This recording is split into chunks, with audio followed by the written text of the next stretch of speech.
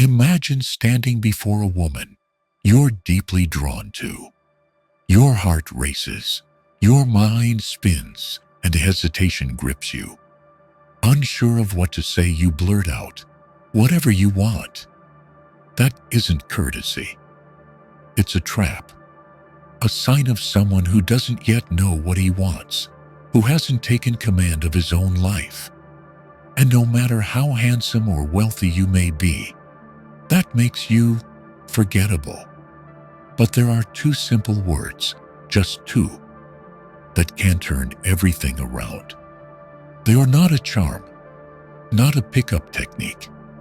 They are the clearest mark of a disciplined soul, of a man who knows who he is and what he stands for.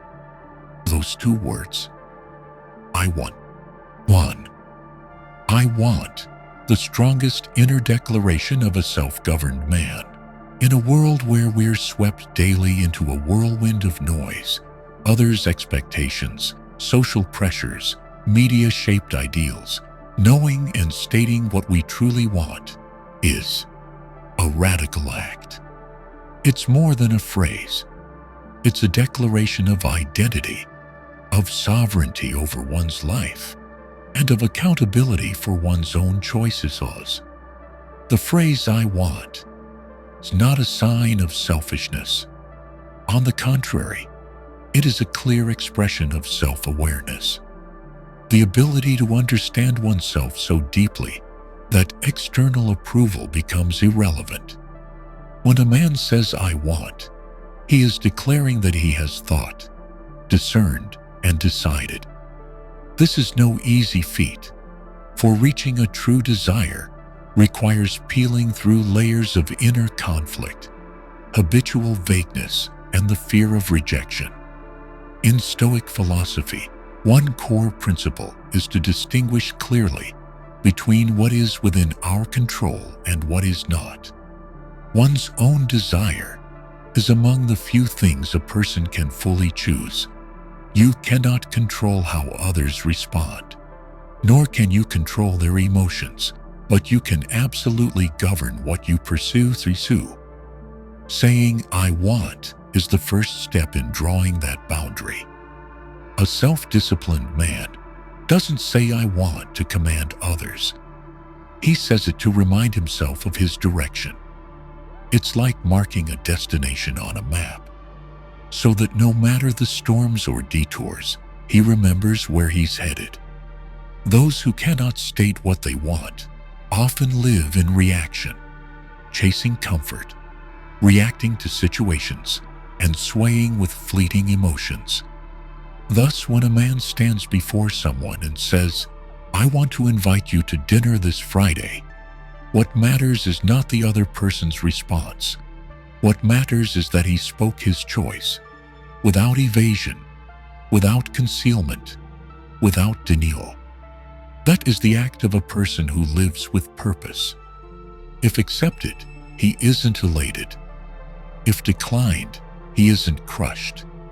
Because his strength lies not in the outcome, but in the fact that he dared to choose and dared to speak. The phrase "I want" dismantles one of the most common signs of insecurity, vagueness in speech. When someone says, "Whatever you think," or "Anywhere is fine," it's not politeness, it's evasion. Evasion of responsibility, evasion of rejection. But that very evasion makes a person less compelling, as it reflects an inner instability. No one is drawn to ambiguity.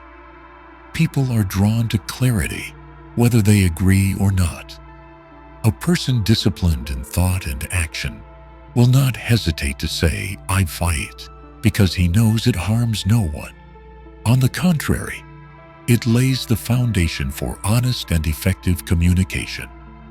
When you state what you want clearly, you make it easier for others to do the same.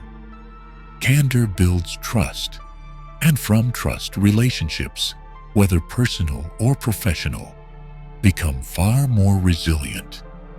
From a social perspective, someone who often says "I want" may be misunderstood as stubborn or rigid.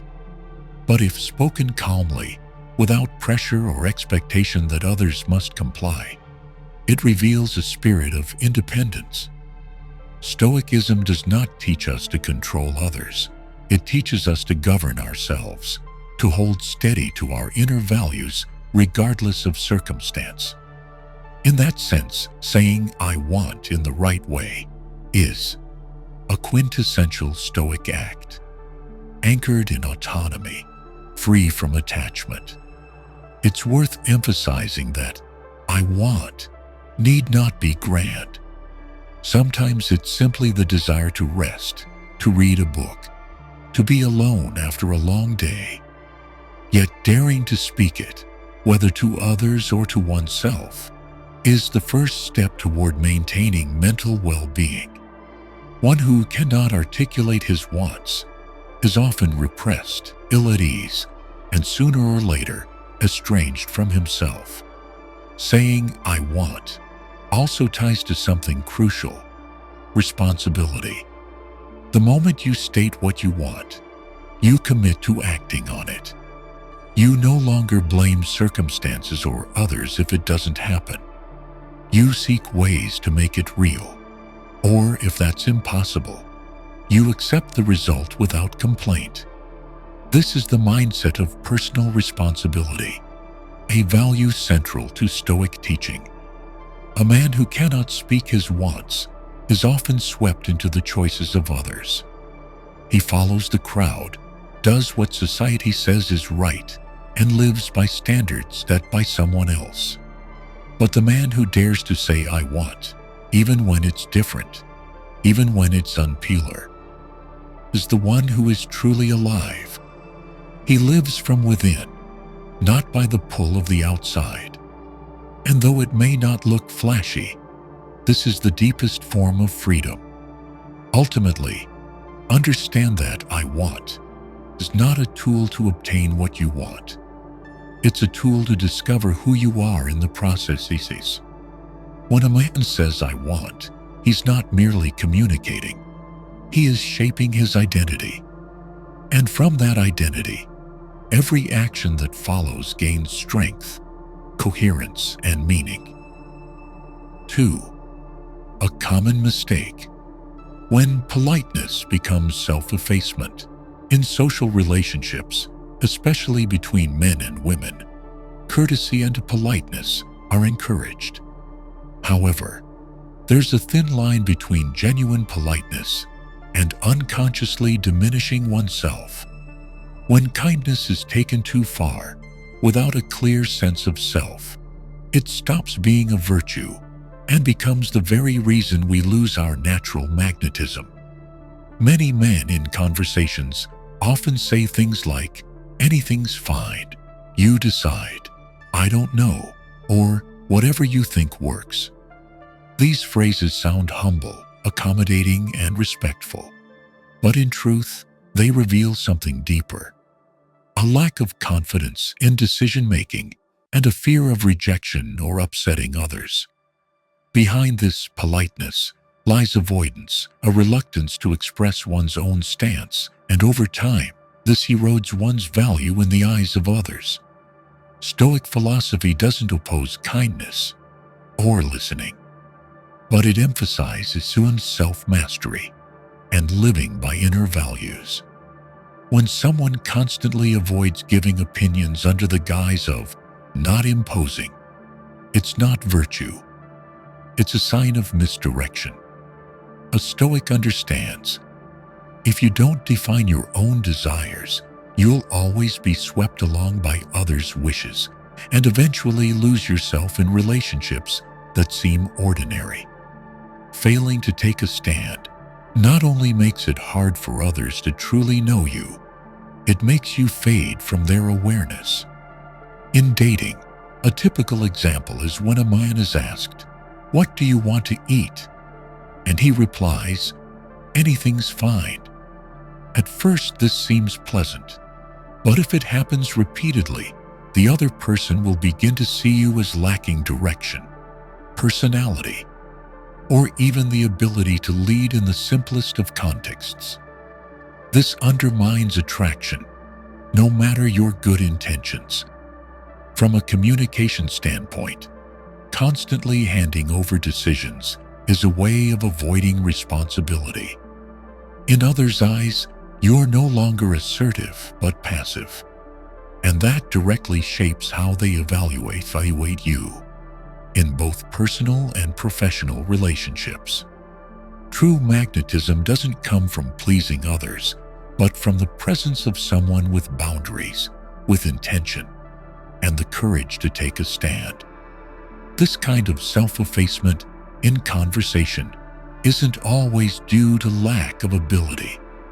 Many capable, intelligent men, out of fear of conflict or a desire to maintain harmony, choose the safer route, letting others decide. But that backfires. When you no longer bring freshness, challenge, or a sense of direction, your appeal fades.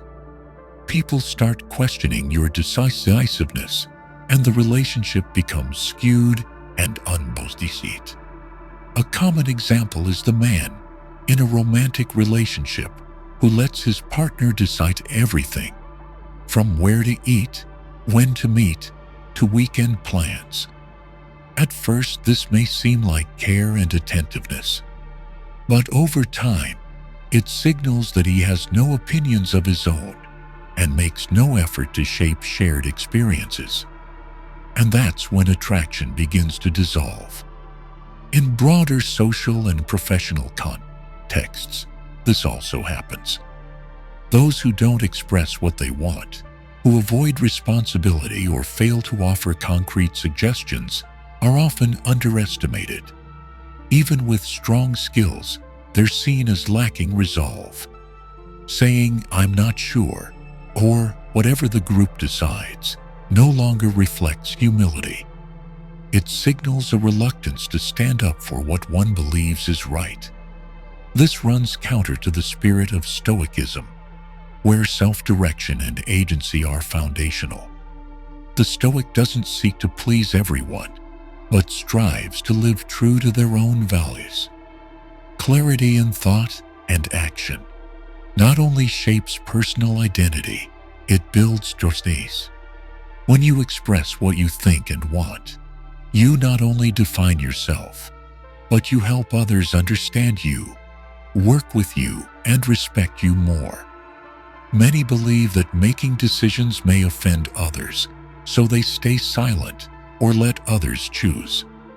But in reality, withholding your stance is what creates tension and superficiality in relationships. Others need clarity to feel secure in interaction. When you don't speak, they're left guessing. And uncertainty breeds misunderstanding, conflict, and distance. In situations that may lead to conflict, the Stoic does not avoid. They don't provoke, but they also don't retreat. They speak plainly, calmly, and with responsibility, because they understand that clarity is the foundation of respect. When someone dares to speak their mind, even if others disagree, they are at least seen as trustworthy. And that is the basis of any lasting relationship. Ultimately, the real danger isn't how others react to your words. The danger is that if you don't dare to express your views, you'll gradually lose your ability to make decisions in your own life. You'll live by others' choices, act according to external expectations, and become a stranger to yourself. Recognizing and correcting this mistake is the first step toward reclaiming your inner strength and regaining control over how you live, love, work, and exist in this world. 3. I want is not a command. It's a commitment to live with intentions. The phrase "I want" is often misunderstood in everyday life. In many cases, people assume that when someone clearly states what they want, they are being controlling, or manipulative.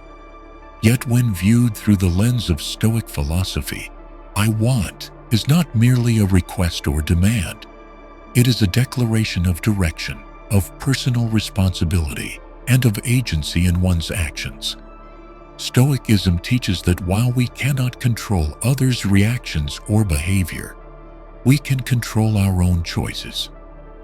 "I want" is a way to affirm that choice. No need to raise your voice, no need to persuade. This phrase simply signals that someone has reflected, died, and is committed to a path they have chosen freely. It is not a request from the world, but an inner resolution. When someone says, "I want to invite you to dinner this Friday," the important thing isn't how the other person responds. What matters is that the speaker has clarified their intent, is direct without hedging, and strong enough to accept any outcome without letting it shake their sense of self. This is the Stoic ideal: to act with integrity, not attachment to results. One of the greatest errors in communication is confusing expressing desire with issuing commands. Many fear being seen as rigid or authoritarian, so they speak vaguely, avoid taking a stance. But this weakens the message, strips it of direction, and invites misunderstanding. When we say "I want," we're not forcing agreement. We're simply stating our position. In today's social climate, where people feel pressure to be easygoing, flexible, or agreeable, saying "I want" with clarity has become rare. It reflects not just confidence, but a willingness to take ownership. Because once "I want" is spoken, the speaker steps into an active role, ready to face the consequences, whether success or failure. This mindset fits perfectly with the Stoic principle of acting with virtue, not for outcome. A person who lives with purpose doesn't need to manipulate others to get what they want. They simply speak it, act on it, and accept whatever follows as part of life's natural course. For the goal is not to control the world, but to hold firm to one's chosen values. The difference between a command and a declaration of intent lies in attitude and expectation. A command implies imposition, resistance to feedback, and a push for compliance. But when someone says "I want" with calm and without pressure, the message is clear. I know where I'm going. I don't need to control you, but I won't abandon my path. A specific example illustrates this. In a conversation, someone says, "I want us to spend more time together this weekend." This is not a demand. It doesn't blame or force. Instead, it expresses a personal need and opens space for dialogue, agreement, or adjustment. This is mature communication, where each person has a voice without crossing the other's boundaries. Understanding and properly applying the essence of "I want" also greatly reduces relational tension. When everyone can express their choices without guilt, relationships become clearer, more honest, and easier to navigate. There is no guessing, no hidden expectations. Everything begins with clarity, and clarity begins with knowing what you want. It's important to emphasize that "I want" is not just for personal or romantic contexts. It's a vital tool for communication and positioning in work, learning, and every aspect of life. Someone who says, "I want to take on this project because I believe I can add real value," shows responsibility, direction, and readiness to act. This builds trust, fosters cooperation, and creates a more transparent, effective environment.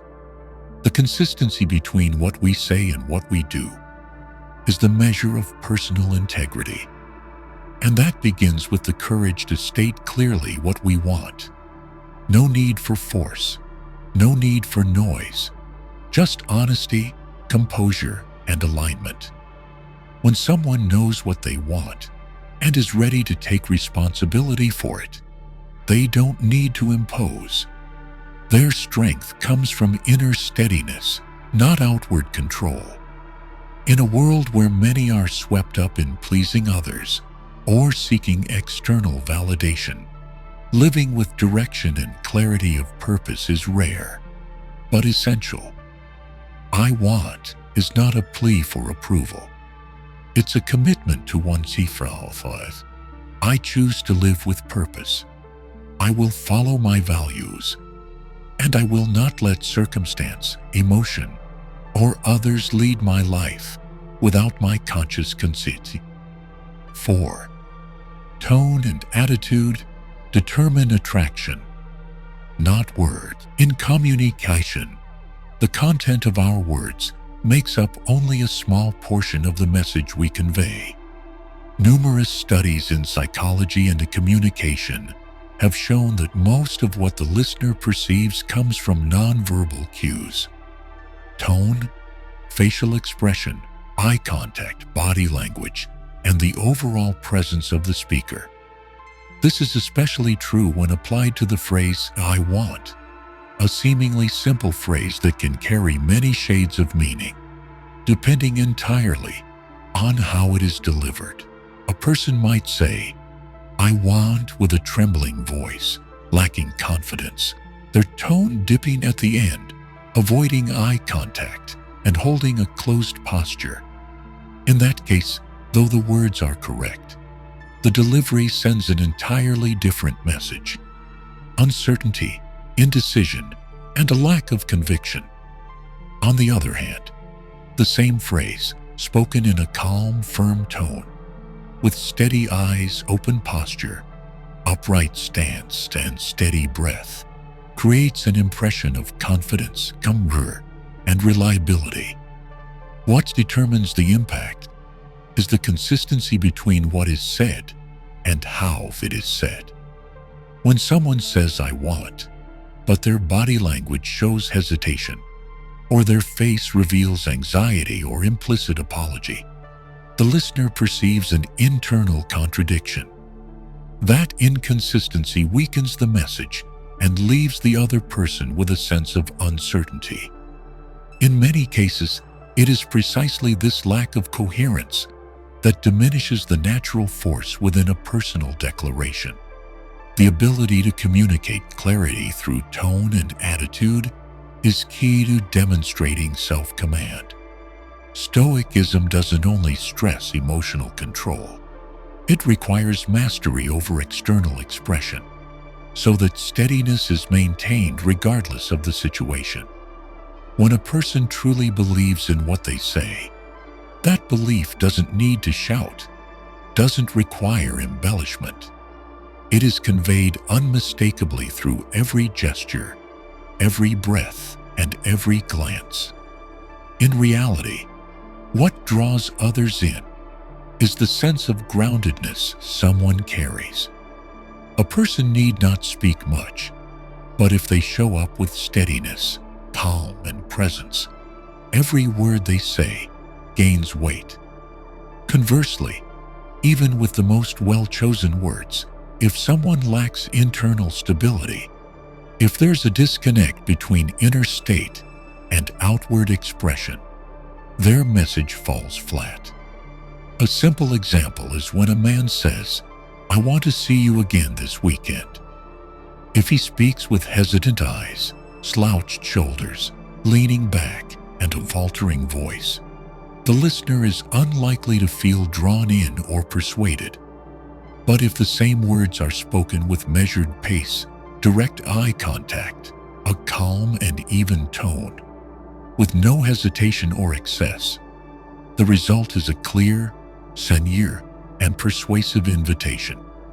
Attraction doesn't lie in how good the words sound, but in the sense of safety and steadiness they transmit. The listener does not only hear with their ears, they feel through instinct, through the reading of body language. When a person demonstrates composure in their demeanor, They inspire trust and draw others in, because composure signals inner strength and emotional maturity. Attitude also reflects the speaker's level of emotional control. When someone says, "I want," but their voice carries anxiety, urgency, or an over-reliance on the other's response, it's no longer a declaration of agency. It becomes a plea, or worse, a sign of dependence. In contrast, the Stoic practitioner states what they want with tranquility, because they have separated desire from the need for approval. Their task is not to be accepted, but to live in alignment with their chosen path. The way we speak also directly influences our ability to establish healthy boundaries in relationships. When someone says, "I want," with decisiveness, clarity, and without apology or justification, they are drawing a boundary, a line between themselves and the expectations of others. That boundary isn't meant to create conflict, but to preserve individuality from being dissolved into others' desires. And it begins with tone, with attitude, and with the calm certainty behind a choice. Additionally, tone and attitude are measures of communicative maturity. A mature person doesn't speak to impress. They don't need many words. They only need the right ones, and to deliver them with clarity, firmness, and without imposition. When voice aligns with inner state, there is no need to posture or perform strength. They simply show up as they are. And that authenticity, reinforced by proper tone and bearing, becomes the foundation of lasting magnetism. From a practical standpoint, developing control over tone and attitude is something that can be trained. By paying attention to speech pace, breathing, eye contact, and body language, anyone can learn to express certainty in communication without altering the content of their words. Just by changing the delivery, the message itself transforms, and natural magnetism is born from that very mastery. 5. Real-world situations, from dating to the workplace. The ability to clearly state what one wants is not only a reflection of one's life philosophy, but also an essential communication skill in the practical realities of modern life. From private moments in romantic relationships to professional exchanges at work, the phrase "I want" expresses not just personal desire, but also clarity, initiative, and responsibility. Key elements that underpin effectiveness and trust in any interaction. In romantic contexts, many people make mistakes in how they approach and maintain relationships simply because they hesitate to express what they truly want. Instead of saying, "I want to see you this weekend," they opt for vague phrases like, "If you're free, maybe we can meet up," or "I wonder if you'll have time." These may sound gentle and polite, but they lack the clarity necessary for the listener to feel sincerity and direction from the speaker.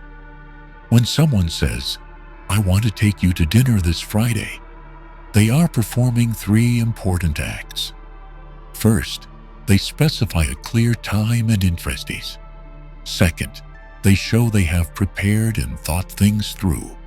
Third, they extend an open invitation without pressure, giving the other person space to respond naturally.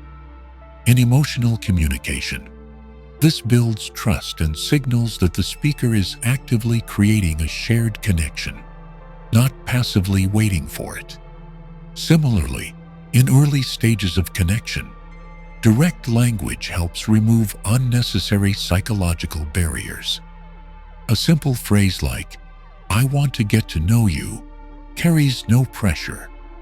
It's just a clear declaration. It allows the other person to understand the intention and respond based on truth, rather than guessing or interpreting vague signals. This clarity often accelerates and deepens the connection. In developing relationships, continuing to use "I want" correctly helps maintain emotional stability and depth. For example, saying, "I want us to spend time together this weekend" is not a demand. It's a clear expression of desire and opens the door for mutual sharing, agreement, or compromise. This gives the other person a sense of being respected and actively included, rather than being passively expected to fulfill unspoken expectations. Beyond romance, "I want" is especially useful in professional settings. In an organizational context, where everyone holds distinct roles and responsibilities, the ability to express one's wants is key to fostering transparency, improving efficiency, and strengthening collaboration. When someone says, "I want to take on this project because I have relevant experience," they are communicating initiative, accountability, and belief in their own value. When team members can express what they want, such as, "I want to contribute to the design aspect," or "I want to handle client reporting," work becomes more evenly distributed, and a culture of open, effective communication is built. This significantly reduces misunderstandings, simmering conflicts, and long-term dissatisfaction caused by unclear expectations from the outset. In meetings, the ability to confidently state, "I want to propose a different approach," reflects critical thinking and a personal commitment to collective growth. The speaker is not just offering an opinion, but showing independent thought, clear direction, and a willingness to support a solution. This is vital in professional environments, where results arise not from constant agreement, but from the ability to present and integrate diverse perspectives. In negotiations or moments of conflict, saying "I want" calmly and non-confrontationally can open the door to dialogue rather than escalation. For example, saying "I want more time to complete this task to the right standard" shows a proactive defense of quality, not a shirking of responsibility. It signals readiness to engage, not to blame, not to deflect, but to seek the most suitable path forward. Even in everyday moments, choosing a meal, picking a place to go, planning the weekend, stating "I want" reflects personal agency. For instance, "I want to go to Cafe X because it's quiet" is a short but effective message that helps the listener visualize and respond. It shows the speaker has a preference, a reason, and is open to discussion if needed. Using "I want" in all areas of life doesn't guarantee getting what one wants, but it does ensure that the speaker is living consciously, making choices, and taking responsibility for their words. This forms the foundation for earning respect from partners, friends, or colleagues. When others see that you can articulate your desires without imposition or evasion, they are more likely to collaborate, trust, and connect with you at a deeper level. Real-world situations, from dating to work, are not just opportunities to use "I want." They are windows into one's level of self-mastery. The way a person states what they want reflects how well they know themselves, how they define their place in relation to others, and how they engage with the world around them. And it is in these ordinary moments that the deeper qualities of a person are truly revealed. 6. Balancing confidence and listening. The art of the self-possessed individual. In communication, especially in personal or social relationships, confidence is often misunderstood as always having the final word or remaining in control. However, true confidence is not opposed to the ability to listen. On the contrary, those with inner strength know when to speak and when to remain silent. They dare to express what they want, but possess the composure to receive feedback calmly and without defensiveness. This balance does not come from conversational techniques or surface-level etiquette. It stems from a deep understanding of one's self-worth and the boundaries of communication. The self-possessed do not assert themselves by speaking more or speaking louder. They express themselves through the alignment of speech, action, and the attitude of listening. They know that meaningful, effective dialogue cannot exist through one-sided imposition. Every relationship, whether romantic, professional, or social, requires mutual recognition, and that can only happen when both sides feel heard.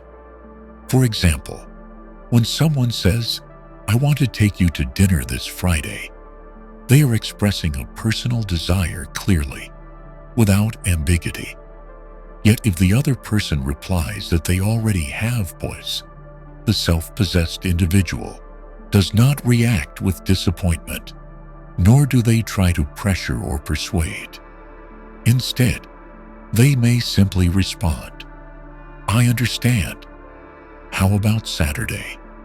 This response expresses three things at once: steadfastness of desire, respect for the other person, and flexibility in conversation. The way we respond to rejection is one of the clearest indicators of personal self-control. While the insecure tend to withdraw completely or become defensive, the truly grounded hold their position without letting negative emotions dictate their behavior. They are not wounded by rejection because their self-worth does not hinge on another's agreement. They understand that everyone has the right to choose, and their only task is to keep the communication honest, respectful, and free of tension. Listening in this context is not passive silence. It is intentional action. A good listener pays attention not only to words, but to tone, emotion, and context. They do not interrupt, do not rush to judge, and do not try to turn the exchange into a contest of winning and losing. They listen to understand, not to counter. This demonstrates emotional steadiness and cognitive flexibility, qualities essential to any healthy interaction. In the workplace, balancing confidence with listening creates effective meetings and thoughtful decisions. A leader might say, "I want our team to finish this report by Friday to stay on track." But if a team member responds that the current workload won't allow it, a capable leader will ask, "What can we adjust to ensure quality without overloading?" This flexibility is not weakness. It reflects strategic thinking, knowing when to adapt for the greater good. In personal relationships, especially between partners or those living together, listening sustains long-term connection. People often assume that expressing what they want is enough to bring clarity. But without the willingness to hear and adapt to the other person's feedback, clarity becomes one-sided. If someone says, "I want us to spend the weekend together," but their partner says they need time for themselves or family, a refusal to listen turns sincerity into pressure. The self-possessed understand that relationships cannot run one way. They maintain their perspective, but don't place unreasonable expectations on others. They know that differing needs at any moment aren't conflict. They are differences to be navigated through dialogue. Maturity in communication is when both parties can remain true to themselves without harming each other. And this is only possible through the balance of confidence and listening. Practicing genuine listening is also a way to reassess personal desires when necessary. Sometimes, what we initially want no longer fits once new information arises from others. When someone can revise their desire without feeling threatened or diminished, it reflects flexibility, a trait essential to adapting and thriving in any environment. In Stoic philosophy, emotional control and mastery over one's reactions are at the heart of autonomous living. Practitioners of this philosophy don't let external events damage their inner values. When they listen, they don't see it as surrender, but as a chance to deepen their understanding of the world and enrich their own perspective. They state what they want clearly, but they don't end the dialogue with a full stop. They leave space for the conversation to continue, for change to unmold, and for consensus to emerge organically.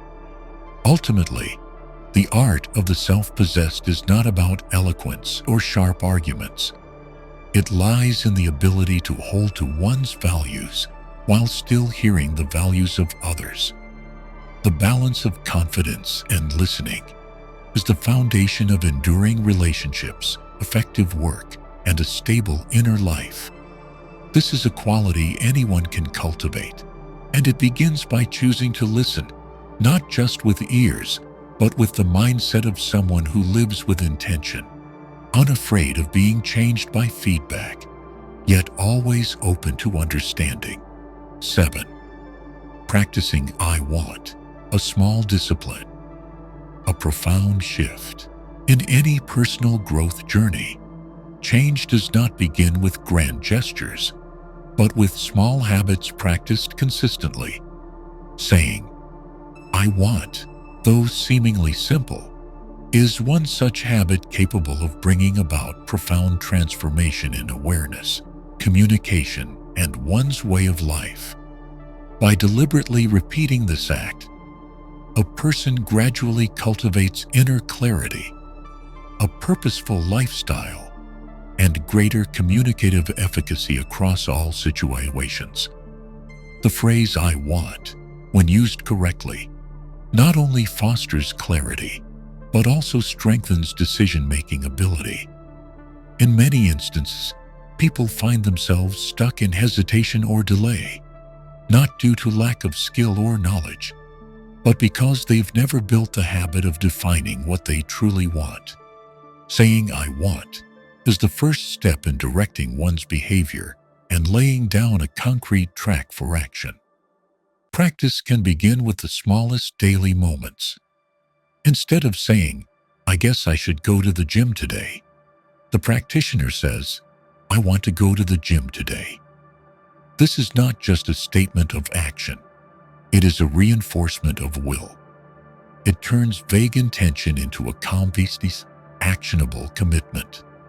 Over time, this habit reduces inner indecision and increases the ability to act with purpose. A common method is to set a personal challenge. Say, I want at least 5 times a day in communication or decision-making contests. These instances don't need to involve lofty goals. They might include choices as small as, I want to drink water instead of soda. I want to finish my work by 5 p.m. Or, I want to call my mom tonight. Repeating this habit of clear expression not only clarifies intent, but also strengthens self-awareness and behavioral self-regulation. The ability to recognize what one wants is a trainable skill developed through disciplined action. Requiring oneself to say what one wants each day is a form of intentional mental training. Practitioners begin to notice choices they would previously let pass unconsciously. This practice encourages thought before action, elevating the quality of decisions and reducing unnecessary impulsive responses. Additionally, the practice of saying, I want, increases alignment between speech and behavior. Often, people act against what they truly want simply because they never voiced it. When speaking becomes habitual, practitioners are more likely to adjust their actions to match their words. This forms a self-reinforcing loop. The clearer the speech, the more aligned the action. And the more aligned the action, the stronger the confidence in one's choice. Moreover, practicing "I want" improves interpersonal communication. In relationships, clearly expressing desires helps others understand, respond, and agree or negotiate more effectively. It helps avoid misunderstandings or unspoken expectations, which are often the root of tension or conflict. People who regularly express what they want are often seen as honest, mature, and capable of setting healthy boundaries. An important element of this practice is persistence. Building a language habit doesn't happen overnight. There will be days when practitioners forget to speak or feel awkward articulating their desires, especially in delicate situations. Yet continuing to challenge oneself daily, noting each use of "I want" and how others respond, allows practitioners to track progress and reinforce internal motivation. Journaling can also support this process. Each day, one might record the "I want" statements they expressed, the context, and the outcome of each interaction. This not only tracks progress, but also sharpens the ability to analyze and adjust phrasing to fit the listener. Thus, the practice becomes not mere repetition, but a daily refinement of skill. In some cases, the practice may extend from spoken language into internal thought. Before taking action or making decisions, one might ask, "What do I truly want in this situation?" This helps establish the habit of conscious reflection, preventing reactive behaviors driven by old patterns, convenience, or fleeting emotion. The ability to self-inquire and respond with a clear "I want" is also a powerful mental discipline that strengthens autonomy.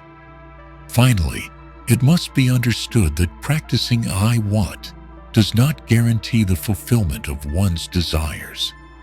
The aim is not to control outcomes, but to train clarity of thought, self-governed action, and responsibility for one's choices.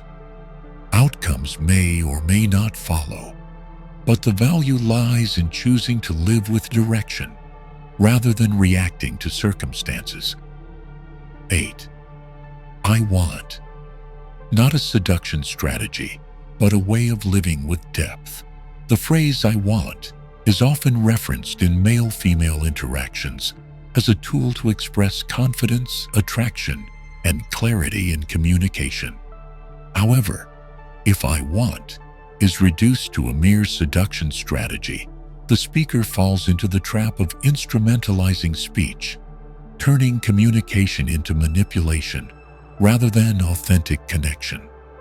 In truth, the deeper essence of "I want" does not lie in impressing others, but in declaring a purposeful life, a behavior that reflects inner depth and self-governance. Words can serve many ends, but the intention behind them determines the true nature of the act.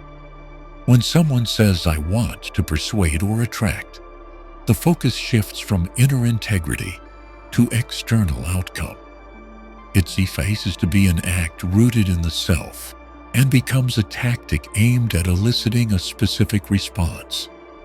In that case, the speaker becomes dependent on results, on whether others approve or reject. In contrast, when "I want" is used as a consistent expression of a life lived with depth, the speaker remains uncued by others' reactions. They speak their wants because those desires have been chosen, conquered, and aligned with their direction. This aligns with Stoic philosophy, living within what one can control and focusing on the virtue of action rather than the outcome. A statement born from clarity and self-command carries intrinsic value and needs no external validation. Living with depth also means the individual can observe and understand the motives behind their own actions. When saying "I want," they are not driven by lack, by a need for approval, or by a desire to prove themselves. Rather, they act from wholeness, as someone who has defined their values, knows what matters, and chooses with intention. Their words are not tactics. They are the consistent expression of a clearly formed self. Unlike a strategy of attraction, where one adjusts speech to meet others' expectations, a life of depth does not aim to please the crowd. The one living with intention does not say, "I want to impress," but because it is what they truly believe and desire. When they invite someone to dinner, they are not seeking a simple yes, but a connection based on honesty and mutual respect. If the other declines, they do not feel rejected or defeated, because their self-worth isn't tied to someone else's reaction. Maintaining the habit of saying "I want" across all domains, relationships, work, family, and personal growth, is a clear sign of a proactive life. Such a person does not wait for others to set the course, nor do they rely on the world to lead them. They shape their lives from the inside out. These individuals don't need to attract others. Their clarity, sincerity, and consistency naturally generate a quiet magnetism. It's a lasting kind of allure, rooted not in technique, but in substance. Furthermore, living with depth protects "I want" from becoming hollow. When overused as a superficial show of assertiveness, the speaker may gradually lose touch with their true desires. They begin to say what they think they should want, rather than what they genuinely want. Communication then becomes hollow, and over time, even the speaker loses connection with themselves. This contradicts the spirit of self-mastery and inner honesty that "I want" embodies when used rightly. A deep life also teaches when not to speak. Not every desire needs to be voiced, and not every moment is suited to stating one's stance. Those who live with depth know how to read the room, the timing, the emotional tone, the receptiveness of others. They do not force conversations or impose their presence, but when it is time to speak, they do so with calm, brevity, and intention. In those moments, the words carry weight, not because of volume, but because of timing.